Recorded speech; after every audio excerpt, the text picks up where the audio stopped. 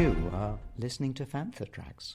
Because of the following special program, Wonder Woman and the Incredible Hulk will not be presented this evening.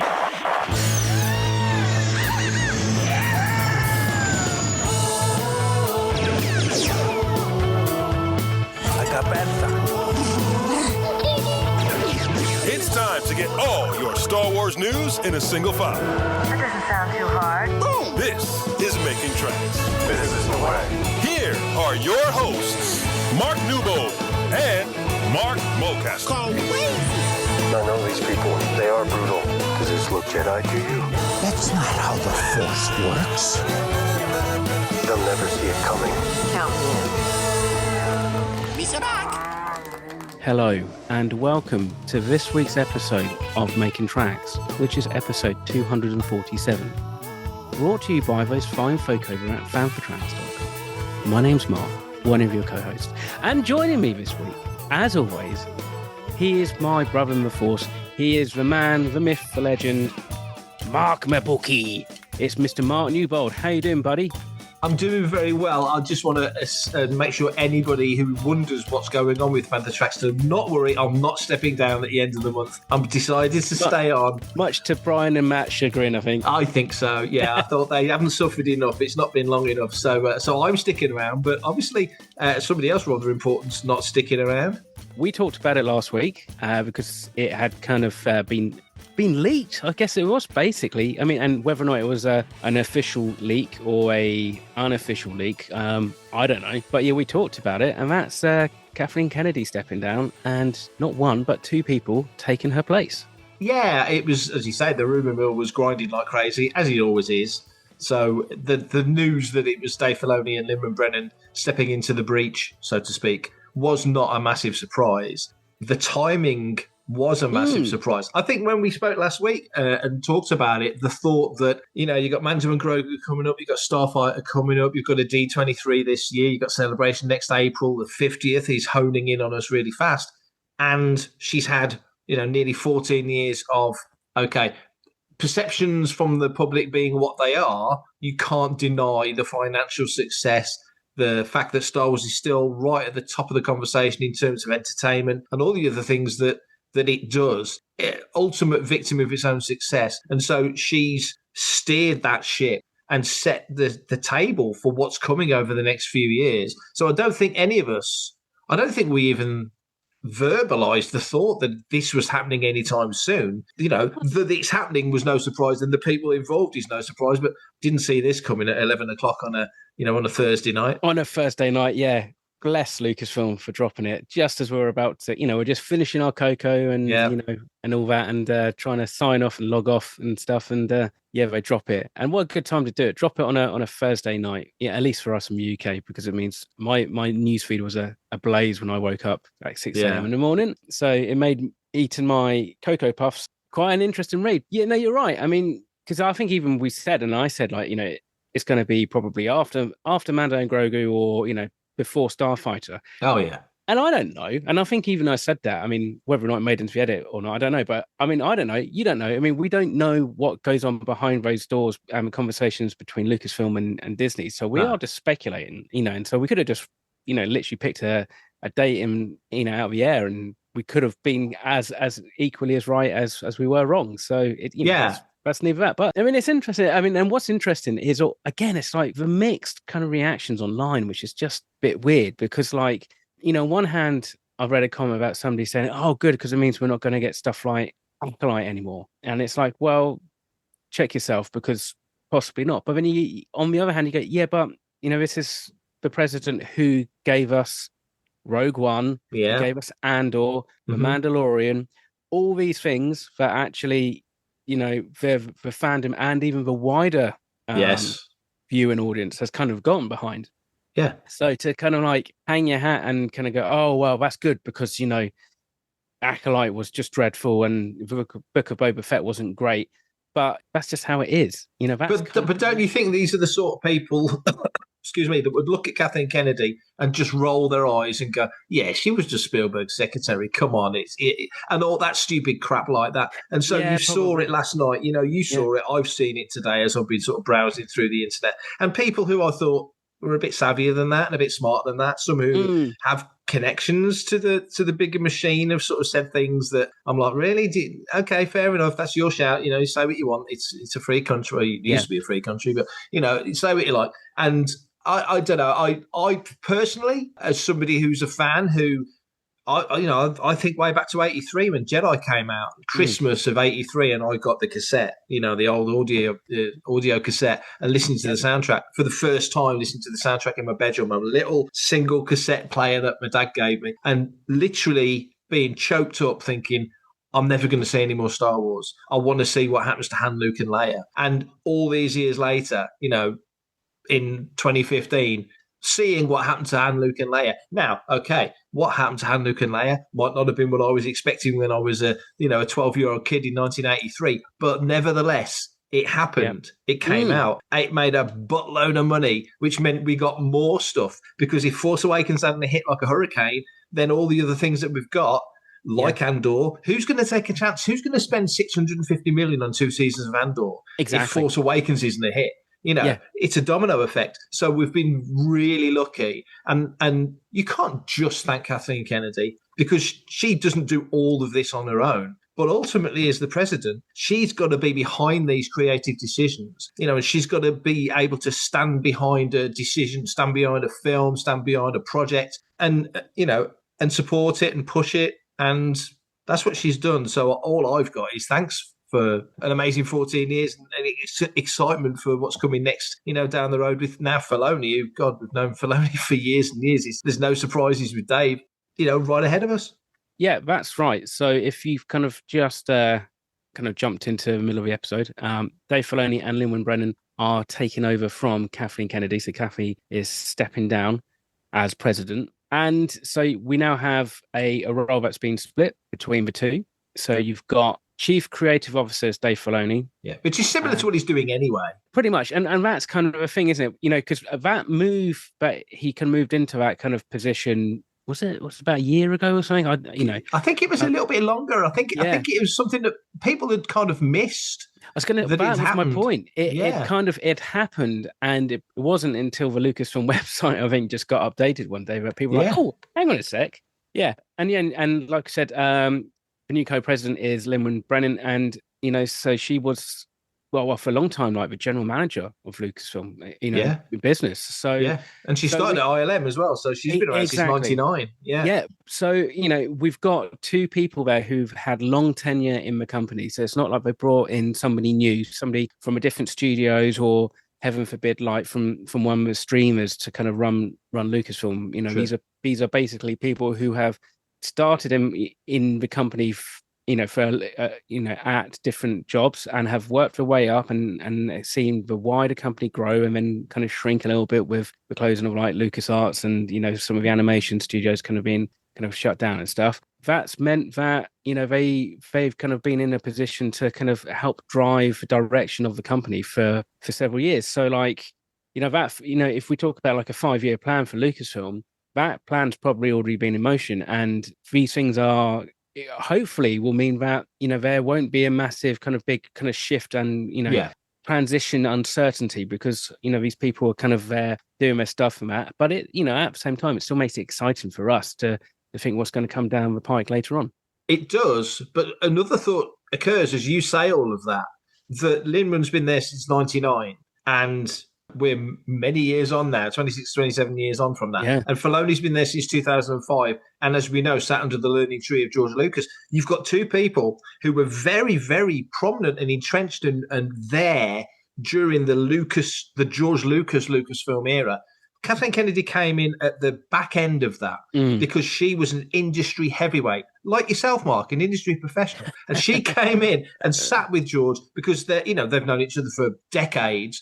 And so there's the confidence from Lucas and not that he ever needs a reference from anyone. Good God. Anybody you would ever want to give her any kind of, oh my God, yeah, Kathy can do this. She's got that in the pocket. And so she takes over. So now you're going, actually, I think, if you look at it from a certain point of view, which is kind of a Star Wars thing, you've got two people who are really old school Lucasfilm, if you want to look at it in that way, who have been actually brought through under Kathleen Kennedy. And when you talk about succession plans, if you like. It's like any Premier League or Championship football club who they've just hired a manager, but they're already looking at the next guy because things happen. And so Lucasfilm must have, for the last couple of years, she's been talking about this succession thing for a couple of years because, life moves on. We ain't getting any younger. And like anybody, like Tony Gilroy's just done an amazing stint with Andor and he's ready to go off and do other stuff. Not to say he won't ever come back to Star Wars, but if he doesn't ever come back to Star Wars, no one's going to begrudge him that. And you've always got this amazing real estate, as he refers to it, of Andor. Kathleen Kennedy's produced Mando and Grogu. She's produced Starfighter. We don't know actually whether, I think the tone of her talk is that she wants to produce now and focus on production as her thing. Does that mean more Star Wars or does that mean elsewhere? Does that mean Kennedy Marshall picks up again? Is she gone off to produce George Lucas's documentaries and films that no one else is ever going to watch and see? Wouldn't that be brilliant? Yeah, you'll only see her films in the Lucas Museum. Yeah, exactly. Yeah. Kathy's been producing films for 50 years. So, she's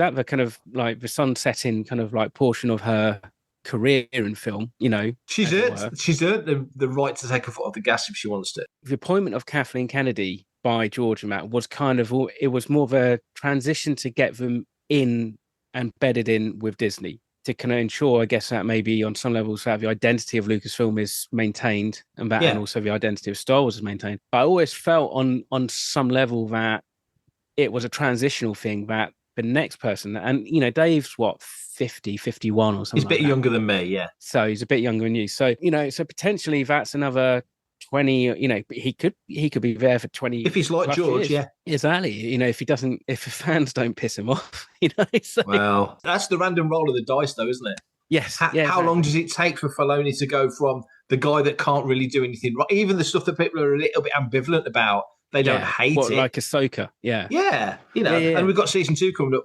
hopefully this year, maybe next year. And here's the thing, right? The way I see it with Ahsoka and season 2 is that there's enough time between season 1 and season 2 that they could pivot a little bit and actually kind of. I know sometimes pandering to kind of fan demands and that, and, not making it fan servicey, but kind of going, oh, well, actually, maybe we need to kind of make Thrawn a little bit more formidable or something like that. They've had a chance to do that, and if season 2 turns that show around. Yeah. Then I think, it'll be amazing how short some people's memories will be about like the shortcomings to Ahsoka season 1. That's a good point. That's a good point. And now he's, like you say, he's in charge.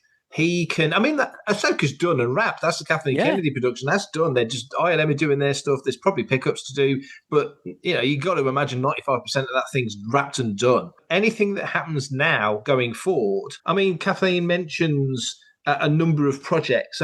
There's a certain amount of omissions of the things that she mentions. But, she mentions the Kinberg trilogy. She mentions that Donald Glover's handed in the script and Taika's handed in the script. Yeah. I've heard a couple of people say that thing is actually further down the line than people realise.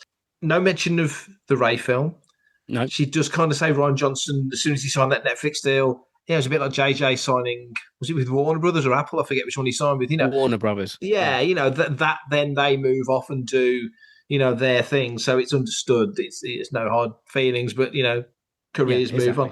Whichever of those moves forward, all or any or some or whatever, she set the stall out for Filoni to, and Lynwen, of course. I'm just saying about Dave, but we're talking in a creative sense, really, rather than a business sense. Like we said in the last episode, I think, because Lynwen is talking like we know her, she's clearly been so successful and moved up the ladder from ILM into Lucasfilm to the top chair at Lucasfilm. And so the confidence in her, obviously, is sky high. She was named in the New Year's Honours list a couple of years ago. Yeah, she's that's it. She's no slouch. So not mentioning her isn't an admission. It's actually, I'd like to think, a sign of confidence that she's got that sorted. I think where the fans' concern will always be is in the content. It's the direction of a franchise. Exactly that.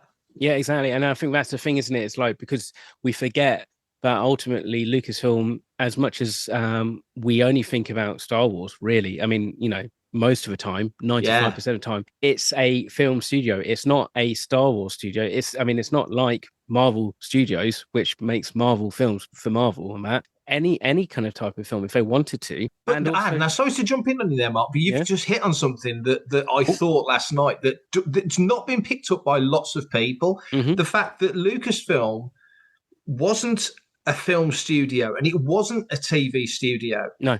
Lucasfilm made films independently, and a company like Fox would release it. But now Lucasfilm is making TV, it's making film, and it is a studio like Marvel became a studio. Exactly. And it wasn't that before. No. You know, as that part of Disney. So what you said earlier about her, Kathleen, coming in at the back end of the Lucas era, to bed Lucasfilm into Disney as part of Disney, like Pixar is, like Marvel is, like, okay, Disney Animation and all the other stuff is Disney's anyway, but it's always been theirs. But you know what I'm saying? That the acquisitions that Iger has overseen is hugely important, because, like it or not, people still talk about the new era, and we're 14 years in now. It's not a new era. A lot of the people who call it a new era have probably been following Star Wars Disney as long as they were following Lucasfilm as an independent company. It's massively important. It's not going anywhere. No one's going to buy it. They're not going to sell it. It's too important. There's other things happening this week, which we'll get to, in the parks, which is another massive thing that Kathleen was involved with. The future is very, very well set for Filoni to prosper, really. If it doesn't go great guns, or at least very solid, you'd have to look back and think, wow, you were given a pretty hefty and solid baton. And I'm mixing my metaphors here. I'm going to say drop the ball. You can't drop the ball if somebody gives you the baton. But you can drop the baton. You can grab the brass ring, but, you know what I'm saying, Mark? Yeah, I do. I mean, but that's the thing, isn't it? And this is always the funny thing about cinema, is that, like, you make a film that you think is going to be a dead cert and it tanks in the box office. Last Action Hero is the first thing I always think of. That was a nailed on Arnie smash, and then Jurassic comes out, and that's it. And and some of that is down to market forces, i.e., down to like what the other studios are putting out, but also it's just down to like what the franchise is and what the franchise isn't. Yeah, and that's the thing, and it's a tough thing to do, because it's like, we talked about it, and everybody kind of like uses that whole metaphor of like, it was lightning in the bottle for like Star Wars in 1977, and George and no one else has really been able to kind of recreate that. But that's because it was lightning in the bottle, because it was a perfect storm of economic and social kind of like influences and the desire for change and stuff. So to then try and kind of like recreate that like thoughtfully and with intention to kind of recreate that, kind of, it's like when somebody says to me, I need to make a viral video. It's like, you don't make viral videos, because they always just feel like you've just kind of forced the issue. You tried to make it overly funny or overly poignant. That's a great point. A lot of reaction videos. In some respects, if we bring it back to Star Wars, it's like, you look at what Force Awakens tried to do. They kind of had to bring back the nostalgia of Star Wars. Yeah. On one hand, they did that, I think, admirably well, but on the other hand, the downside is that it feels like for some people they've just basically just remade A New Hope in a slightly kind of like lesser, well way. So it's difficult, because it's difficult for Dave, I think, or one of the difficult things is that I think where Kathy, who is brought in, and she can kind of like, she can be in that position where she can kind of be the bad guy or girl. She's got broad shoulders. I don't think the bashing has bothered her one bit. No, I don't. Exactly. And that would, I tell you what, that would be one thing that I would love to sit down with her and ask her. Has 50 years actually given you that thicker skin whereby, like, you just don't, none of the comments bother you? Or, I mean, but surely there are. And hopefully there isn't, because, like, that just sucks. But my point was, Kathy was brought in to be the person to influence the change and the transformation of Lucasfilm into Lucasfilm part of Disney, and because of that, she could then innovate in a certain way and put out ideas and kind of like maybe take a risk on some of these Star Wars ideas that maybe somebody else might not have done. Yes, and I'm thinking, and this is like, you talk about Dave being sat underneath the George Lucas learning tree amount, and I'm sure there's been some like tons of like wisdom apples falling on his head. But then does that maybe make him potentially closed off to kind of like a certain level of innovation or a certain level of risk taking it in for future Star Wars cinema? maybe Kathy, who's not necessarily quite as, I suppose you say, attached to Star Wars, could just kind of go, do you know what, let's just give this a go and see what happens. And actually, that's where we get Andor. Maybe we also on one hand you get Andor, and then the other on the side of that hand you also have to get the Acolyte. But that's just how it is. But you can't try and push the franchise forward and expect every single thing to be a hit and to resonate as well as The Mandalorian season 1 did, right? Yeah. A couple of things strike me from what you've just said there. One, I wonder, and also it's timing is always the thing. At George's point of stage of life where he was when he was sort of starting to wrap it up and had enough of the fans, and he had been really battered. I saw a post from Katie Lucas from back in the day, and she's basically saying to the fans, can you guys just knock it off? This guy made your childhoods. Now he's making out like he's raped your childhoods. That horrible phrase, but it was what was bashing around back in the day.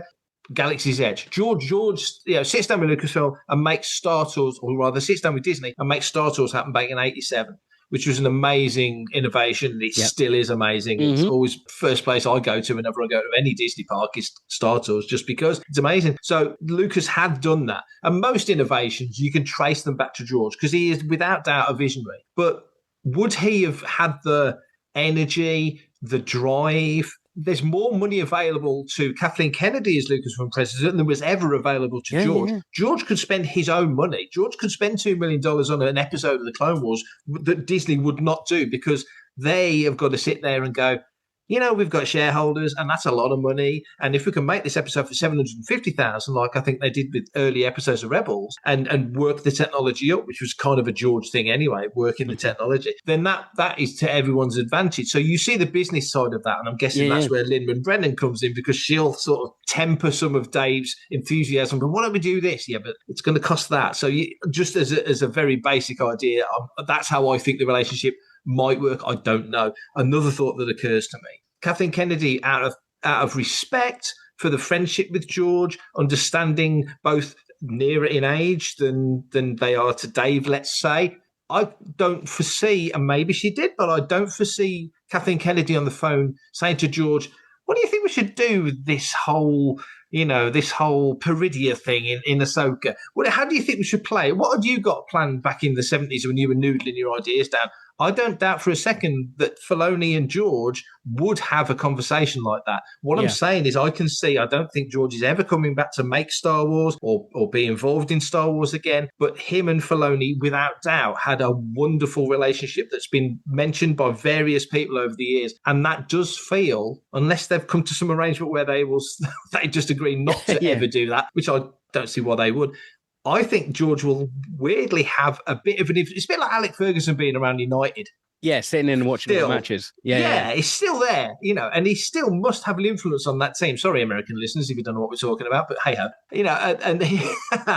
But here we are in now, potentially with this scenario where if he's asked for it, I don't suppose he's particularly offering that advice. If Dave's like, what about this? What about that? I remember you telling me this when we were doing season 3 of Clone Wars, and why don't we move that into this era, or whatever it might be? Or there's some potential opportunities there. For everything in one location, daily news, reviews, interviews, podcasts, video, and social media feeds, bookmark FanthaTracks.com for Star Wars news 24/7, 365. Kathy's stepping away from Lucasfilm, and she's still wants to produce, which means that she could actually end up, just being a producer on a Star Wars film or another iteration of Indiana Jones as well. She does mention that. She does mention Indy, that she doesn't think anybody wants to do anything right now, but Indy's not going to just go away.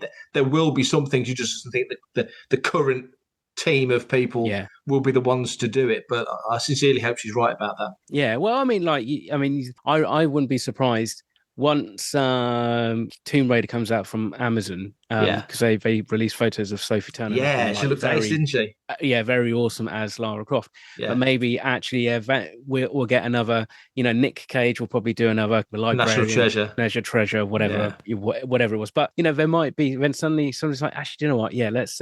now what we're going to do with Indy? Let's get another Indy out. But also, you kind of think her experience, I bet, she's kind of said to Lynwen, just give us a call. Yeah, I'm sure they've got a very good working relationship. It doesn't. I mean, maybe we don't know the details of what's really gone on behind the scenes, and it's high business, isn't it? Could be the Ides of March for all we know. It could be. It could have been like an episode of Traitors. But the vibe of it, and I mean that's PR. So yeah, hey ho. But the vibe of it is that exactly what you just said. If you hit a bit of a brick wall, though, what a bit of advice. Kathleen must be walking away from this. I mean, she's never going to publicly say the negatives. I think she's classier than that. I think at some juncture there'll be an autobiography that says a few things that you might read and go, oh, like Iger's book. There's a few things in there. We're like, oh, okay, and something Kathleen said pretty much contravened what Iger said when he talked about Solo and said, we released it at the wrong time. That was our mistake. We should have put it out later in the year and not moved it into May because it was the worst time to release it. Whereas Kathleen says, we should never have made that film because you can't make a Han Solo film without Harrison Ford. Alden was great, but it wasn't the right time. I disagree with her on that point. To be fair. Yeah. I think Alden was brilliant. I think they've completely missed a trick by not pushing on with it. But that was the one big box office flop, if you want to call 350 million a flop. Yeah, exactly. And that, that wasn't even just down to outright box office. It's down to the fact that they had to reshoot 80% of it as well. Yeah. So that's gonna cost a whole chunk of change right there. But on the flip side, you say that, like as you've already mentioned, Donald Glover has turned in his Lando script, at least a draft of it or something. Which is kind of cool because again, this was something that was 2020 maybe. Comfortably. Might have been even before that. Yeah, it was very early on, very early on, wasn't it? When we, they used to do those kind of stand-up kind of streaming, kind of like, hey, this is what's going on, Yeah. And Kathy kind of basically said, this is what we've got coming up and blah, blah, blah, blah, blah, blah, blah, blah, Acolyte, Andor, Mando, Droid Tales. Which disappeared, Obviously, Rangers of the New Republic. There was a whole watch of them, wasn't there? Exactly. And, for one, most of those we've kind of covered and we kind of know roughly where they are, as it were. But the Lando film was kind of, it was a film, it was a show, and then it was a film again or something. And then it could have been like a, stage play, in the style of like Hamilton for all we knew. But that'd be fun. Yeah. That would be fun. But so it sounds like it's kind of ticking along. And I guess this is the thing, isn't it? Is that because we micro pass everything that kind of comes through like the Star Wars kind of news door, and we're also super impatient as fans. We do forget that actually sometimes some films kind of take years to kind of get into production in front of the cameras, because of scripting or because the talent's not quite able. When I say the talent, I mean in this case Donald Glover to kind of sit down and kind of actually kind of focus on writing the script because we've got other stuff going on and that. And so some things that get announced we'll either forget about or we'll think is it's dead and it's not happening, but actually might just be kind of bubbling away in the background without us realizing. You say something there about Donald Glover as an example of a big name actor who has got lots of plates spinning. With Filoni now in charge, or soon to be in charge, at the end of the month he takes over. Do you think that it's a Disney choice to go for bigger name actors like, let's say, a Ryan Gosling for Starfighter? Or do you think that Dave might be a little bit more like George was in the sense of, let's find that unknown guy. Let's find that unknown girl. Because if you bring in a Daisy Ridley, let's say, which was a masterstroke for that particular film, she's not going to turn around in 2 years' time and go, well, I can't make Last Jedi because I've just signed on to Amazon to do this film. You've got those actors. And so, of course, you get these things set in advance and things are planned. A trilogy's different. But you know what I'm getting at? You get some actors who are either early up-and-comers, you find them just at the right time. Hamill is a great example when you go back to the original. He'd done General Hospital, he'd done the Texas Wheelers, and he'd done a few things early on, and he was known. It was all like, I know that kid, I saw him in an episode of Columbo, or whatever it might be. But he wasn't a household name. Yeah. And then you've got him then for that set of films. Do you think that might be something that Filoni does? Or do you think now Disney think, we get Zendaya for the next Star Wars film. Look at the PR we would get from that. And all of a sudden, you're watching a Star Wars film, and to me, a little bit, it throws you because you spend the first couple of minutes watching somebody really well. Whereas you go back to Phantom Menace and you didn't really know anyone apart from the existing faces. But then, you Ewan was an up-and-comer then. You kind of knew him from Trainspotting, The Shallow Grave. You kind of knew him. But Liam Neeson we knew. Darkman, Schindler's, he was a known face. And it took a second to kind of put that to one side. Now you just see Qui-Gon. You know what I'm getting at? Yeah, I totally do. I mean, I think we talked about this last week, didn't we? A little bit with Ryan Gosling and actually having Tom Cruise. That's right. Yeah. In a film, cameo or not. Just it's mere speculation when I say this. There's a part of me that thinks I think it comes down to the project, right? So I think that you probably have got Disney who are kind of maybe saying, let's just can we get some bigger names on this one, or just be they're probably just sitting around there, they're talking about the script and stuff, and Bob's kind of gone, do you know what? I reckon Ryan Gosling would be great for this. Yeah. Or somebody like that. And then actually somebody's gone, do you know what? Let's see what Ryan's up. Test the waters. Yeah. Just test the water. And so I don't necessarily think that either one is going to possibly be going to happen more regularly. I think the notion is that probably, as you say, with a trilogy, or if you've got some kind of project that needs to have a long period of time, it's going to be harder to lock somebody out. Like you could never, I don't think you could lock Ryan Gosling down for a trilogy and say you've got. Well, I think the shooting time for this was fairly short because his schedule was so bad. It was super condensed, wasn't it? And I think we talked about it, and I know somebody said to me at Pinewood was that like it was kind of like it needed to be at this point because that's when he was available, and after that time he then wasn't available for like 2 or 3 years or something. Yeah. It may be even longer. Yeah. So that's a thing. And we saw it. We see it. Claudia Black, wasn't available for Ahsoka, because they moved her over, and she had other filming commitments, I think, and stuff like that as well. Yeah. Jimmy Smits wasn't available. He was doing Dexter, yeah, exactly. So I mean, and I suppose that's sort of a sliding scale of like how important the role is to the grand scheme of things. Obviously, having Jimmy Smits back for Andor would be massive for us, but probably in the grand scheme of things for the actual Andor production, they're probably like, we just need a guy to play. We can work around that. Yeah, we can work. And again, I mean, you mentioned that Benjamin Bratt was the guy that played Bale in that episode or those episodes, and it was Kathleen Kennedy that suggested it. And I think Benjamin Bratt did an absolutely brilliant job. So I mean, to be honest, like with me anyway, like the Bale Organa, character, what you see in the films is so kind of like non-existent, really. Actually. It wasn't a dramatic recast in my mind. Not at all. Not at all. And there's some people are like, oh, but it's completely different to how like Jimmy played him in like Attack of Clones. It's like, well, that's like 2 different directors, 2 different types of scripts, and 2 different types of projects as well. With Filoni now moving forward, we just talked about a recast, and Kathleen Kennedy is kind of. She's not said it, but in that interview with Deadline, she kind of talks about AI. It's quite early on in the interview, and she's talking about AI. She's excited about AI, using it in the right way, which is the thing that a lot of Hollywood producers are saying. Cameron's saying the same sort of thing. So it's understood. Mm-hmm. That's fine if you're building a world, and AI can be used to do whatever it needs to do, and it's used in a controlled way, and it's creatively done.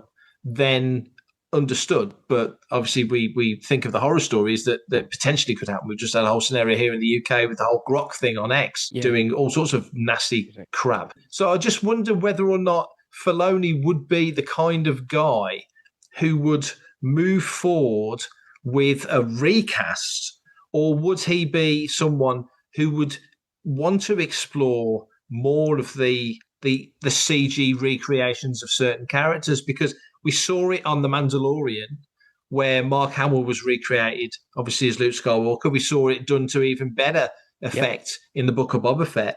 We saw it in Indy, obviously, in Dial of Destiny. So I just wonder whether or not Filoni would want to do that with the tech to keep the look of the characters. And again, man, how many times have we talked about this on Making Tracks? My God. Yeah. But now it's a fresh wrinkle. It's a new spin, because now we've got a new head to the table. And I just wonder whether Filoni would think, now's the time. Maybe Kathleen Kennedy, because she knew Carrie and she knows Mark, and she's really good friends with Harrison, worked on multiple films with him.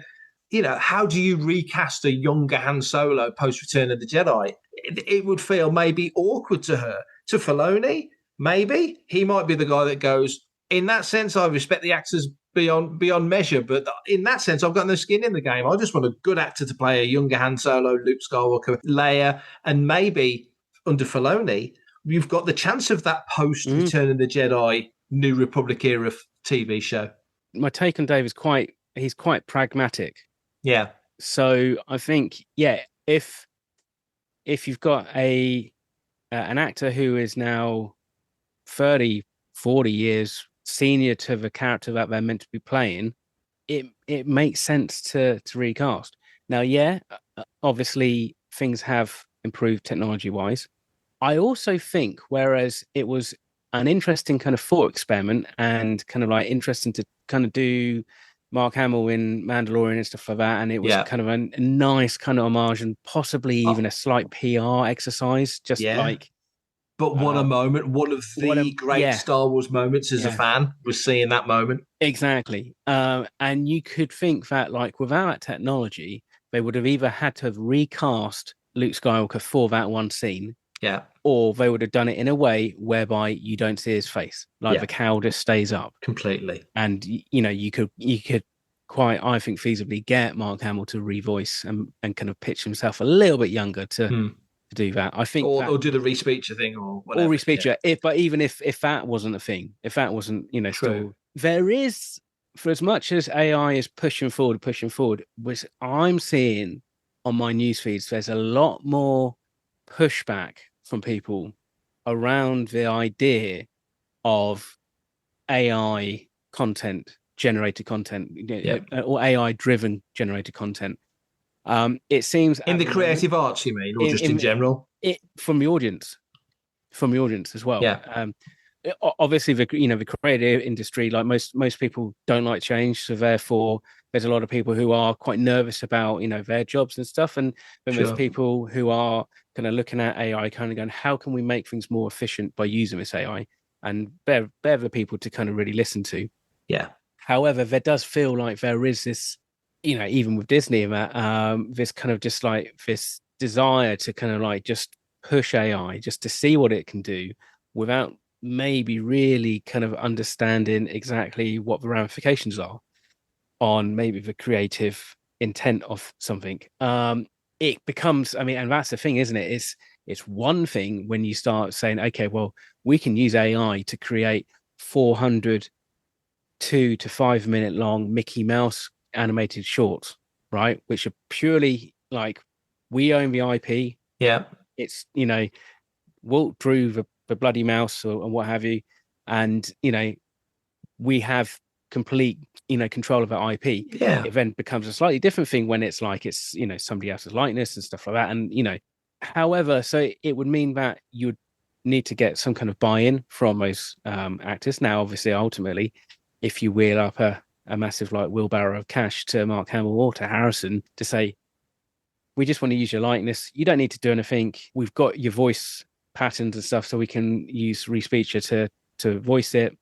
As long as you're comfortable with knowing that we're going to treat this with, the right kind of, mentality and care and stuff like that. Here's just a load of money because ultimately we're paying for your likeness. And if they're fine with that, then it's like, okay, well, fair enough, we're fine with it. And then I guess we have to judge it on its merits when we see it on screen. Yeah. But you think Filoni will play it again, like the similar situation we mentioned earlier? You think he'll go project by project? I think it'll have to be. It's suitable for this, but it's not suitable so much for that. Well, because also you think about it. It's one thing to do one person or like one character for a 5 or 10 minute section of a show, which we then saw later on with Book of Boba Fett. It was, we had, Luke Skywalker was in more of those episodes with Grogu, and things looked better, but also they still kind of had that slight uncanny thing. But then suddenly you're saying, right, so that's Luke, that's potentially Lando, that's Han, and that's Leia. So that's 4 people that we all know very intimately that they all have to get and have to treat, and that's going to have to be processed and that. So then suddenly the amount of cost that's going to take for even an 8 episode series is going to be exponentially like much more than just doing it for one character for 1 episode or 2 episodes. And how many times in Star Trek, the other great comparison just launched with Starfleet Academy, fantastic first 2 episodes, they have, how many new Spocks have we had? How many new Kirks have we had? How many new Scotties we had? You get what I'm saying? They've made it work with a cast of characters that, one, you could comfortably argue are every bit as iconic as their Star Wars counterparts, but also the Star Trek actors, the original series I'm talking about, are probably more closely associated with those characters, an intermeshing of the actor and the role than probably anything else in pop culture. And Trek has had the balls to do it. So I just wonder whether, again, that might be another, I know we're kind of going out into the weeds on the topic of the day, but I just wonder if that's another thing Filoni might go, actually, now's the time. Because we've got, for 40 years, we've had the same actors playing the same roles. Yeah, that's what makes the difference. Yeah, I mean, even for another franchise, you look at what happened with when Sean Connery stepped down from playing Bond, and they got George Lazenby in that, and for years and years and years, people just wouldn't accept George Lazenby's film, and George as James Bond, and then there's people who literally don't see James Bond beyond like 1967, 68, something like that, But the thing is, when Roger Moore came in, it was a different take, and that was the interesting thing. It's not like they've all those Bonds have played same iterations. Where and I think that's kind of a thing with a lot of the Star Trek characters as well. Their silhouettes are kind of the same, so you kind of like, if you squint, that's a nice way of putting it. You kind of know what the character is without like actually knowing who they are. Yeah, but they all play them differently. They all slightly, but also you couldn't play, James Kirk in 2025 as you did back in like 1962 or whatever it is. 66, 66, yeah. It's not even talking about it from a societal kind of like, things have changed and how things are perceived and that, but I'm just talking about just the way people act and stuff like that. The acting itself of acting and the craft has, in 60 years has we've had so many amazing performances across cinema. It's raised the bar for everybody. So again, like, even if you think about a OT post Return of Jedi series with those core characters, actually, what does that look like in today's, like, expectations for what we get from a streaming show, for example? It's like, you'd have to do it more like Skeleton Crew than you would do more like Andor, for example. It would be like, it would feel like two different Lukes and two different layers and two different hands. Hello, I'm Ahmed Best, and you're listening to Fantha Tracks. Your final thoughts, Kathleen Kennedy, 14 years in charge. Just what would you summarise if there's such a thing you could do to sort of assess her time? We've had more Star Wars under Kathleen Kennedy than we've had, under George Lucas. If we're looking just at the numbers, whether or not you like it, whether or not you hate it, whether or not it's not for you, well, that's personal taste of that. For me, I've liked pretty much most of it. In fact, I've liked all of it. I just like more Star Wars better than others. So, that's probably the best way of putting it. But as far as I'm concerned, she's the company seems to be in good position. So I know there's been some big ups and downs, and I think some of those ups and downs has just been because of the public nature of Lucasfilm these days. Yes. Yeah. And the nature of social media and the internet. And I think, 20, 30 years ago, we would hear and we'd read about some of these things maybe 2 months afterwards in an issue of Insider or SFX or something, and it'd be, it wouldn't be such a big deal. But that's just the nature of society these days. I think, we've got to be thankful for everything she's done, and at the same time, we also have to look to the future. We have to look forward to everything that is coming and everything that we don't know is coming, because unfortunately, we can't get the past back. We can't get George back. We can't get the Star Wars from 1977 back, because it wouldn't feel right. It wouldn't feel authentic in this day and age. And so I think the only thing that we can do as fans is support Kathy in her future endeavors, support Dave, support Lynwen, and obviously support everybody else on the fandom, and just see what happens with Galaxy Far, Far Away as we head into the next 10, 20, 30 years. Very well said. Yeah, wouldn't argue with a single word of that. Yeah, I'm nothing but thanks as far as I'm concerned. The thought that we would get, not even thinking how much we've got, more comics in the last, 10 years than we'd had in the previous 40, more everything, books and everything. We've fed well as Star Wars fans. And as you say, it's personal taste. All of it's personal taste. Some of the films I've loved, some of the films I've liked. Couple of films not so mad keen on, and so but that's the same for everyone. And I think just as a social media message, you don't have to be a dick about it. If you don't like something, you don't have to stand on a rooftop and wave a flag saying I don't like something. It's really not that important. So I'm very grateful for the last 14 years, and I hope she gets the respect that she deserves for the work that she's done. And as you just said, very much. Support for Dave and for Lynwen Brennan as we move into the future. Email radio@fanthatracks.com. Head to links.fanthatracks.com for links to our social media feeds, Fantha Tracks TV and Fantha Tracks Radio. Thanks to James Semple for the Fantha Tracks intro, Blues Harvest for our Making Tracks opening music, and Mark Daniel and Vanessa Marshall for our voiceovers. New episodes drop Tuesdays and Fridays at 7 o'clock UK time. Our weekly news show, Good Morning Tatooine, goes live Sundays at 9 o'clock UK time on Facebook and YouTube. And remember, Fantha Tracks is absolutely free, so it costs nothing to stay updated on all the latest Star Wars news. Till next week, stay safe, enjoy Star Wars, and may the Force be with you. Coming up next on Fantha Tracks Radio, it's another episode of Making Tracks.